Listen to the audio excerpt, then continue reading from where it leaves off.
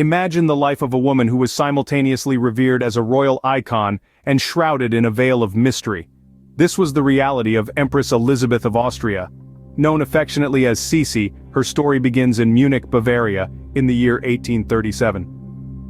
Born into nobility, her life took an unexpected turn when she became the wife of Emperor Franz Joseph I at the tender age of 16. Thrust into the limelight, she was unprepared for the pressures and responsibilities that accompanied her new status. She quickly became a symbol of beauty and elegance, her image adorning the walls of many a Viennese home. Yet behind the glitz and glamour, there lay a complex and enigmatic figure, a woman who was much more than a pretty face.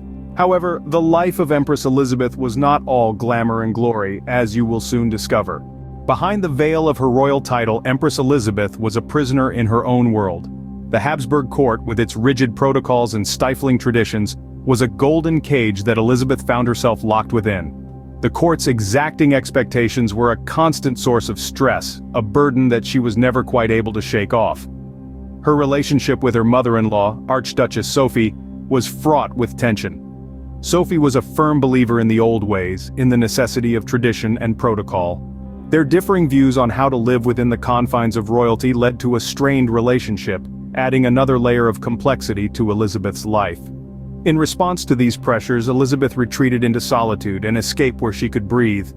Her obsession with maintaining her beauty became a form of control, a way to assert herself in a world that tried to dictate every aspect of her life. Her beauty was legendary, but it was a mask for the loneliness she felt in the golden cage of her existence. Empress Elizabeth's life was marked by tragedy, and her end was no different. Her world shattered with the death of her only son, Crown Prince Rudolph, in the infamous Meyerling incident. The prince was found dead in an apparent murder-suicide with his mistress, a scandal that rocked the royal court and plunged Elizabeth into a state of profound grief. Following this devastating loss, Elizabeth withdrew from public life, a shadow of the vibrant empress she once was.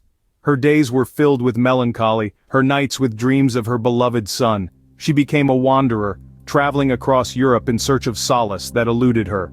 In the year 1898, Elizabeth's life was abruptly cut short. She fell victim to an assassination by an Italian anarchist, a cruel twist of fate that mirrored the turmoil of her existence.